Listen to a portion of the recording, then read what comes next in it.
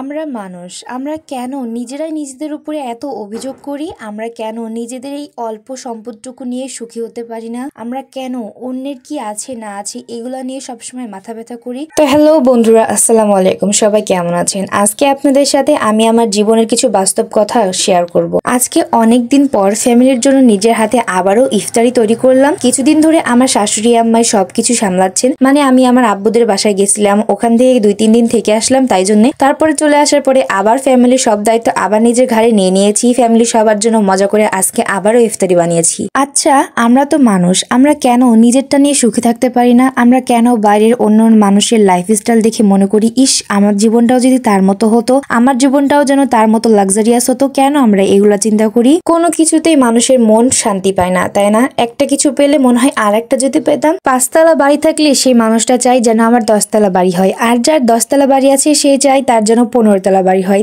এমন ভাবেই যার যেটা আছে তার থেকে বেশিটা মানুষ সবসময় চাই।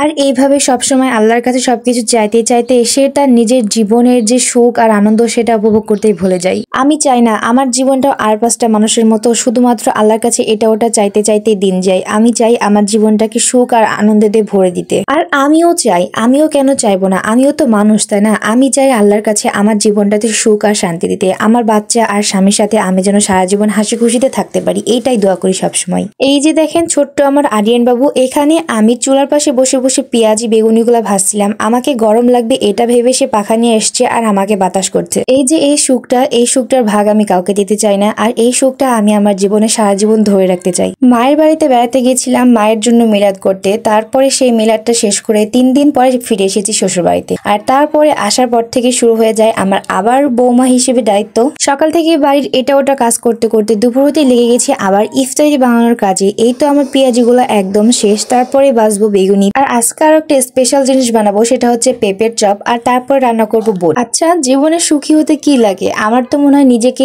ভালোবাসলে নিজের জীবনে নিজে সুখী হওয়া যায়। নিজের কাছে আমি অনেকটা মূল্যবান, আমি কখনোই নিজেকে অন্য কারোর সাথে তুলনা করে নিজেকে ছোট করতে চাই না। চুলার পাশে বসে বসে রান্না করছিলাম, আর সামনেই বসেছিল আমার জামাই। সে আমাকে একটা একটা করে কথা শোনাচ্ছিল আর আমাকে হাসানোর চেষ্টা করছিল, আর আমিও তার কথার তালে তালে তার সাথে ঢং করছিলাম আর মজা করছিলাম। আর এইভাবে রান্না বান্না করতে করতে আমার শেষ। আমি এখন বোটটার পেঁয়াজ মরিচ দিয়ে দেবো তেলে, তারপরে সুন্দর করে লাড়াচাড়া করে যখন এগুলো লাল হয়ে যাবে দিয়ে দেবো বোট। আমি অনেক ছোট একটা মানুষ, তারপরেও মানুষের জীবন নিয়ে অনেক কয়েকটা কথা বলে ফেললাম। তাই যদি আমার কথাগুলো নিয়ে কোনো ভুল থেকে থাকে নিশ্চয়ই আমাকে ক্ষমার দৃষ্টিতে দেখবেন। আমার তো নিজের ফ্যামিলির জন্য রান্না বান্না করতে অনেক মজা লাগে। আমার মতো আপনারা কে কে নিজের ফ্যামিলিকে নিজের হাতে রান্না করে খাওয়ান সেটা নিশ্চয়ই আমাকে কমেন্টে জানাবেন। আজকের আমার ভিডিওটা আমি এখানে শেষ করছি। দেখা হবে সামনে অন্য কোনো একটা ব্লগ ভিডিওতে। তো সবাই খুব ভালো থাকবেন, আমার জন্য দোয়া করবেন। আল্লাহ হাফেজ, টাটা।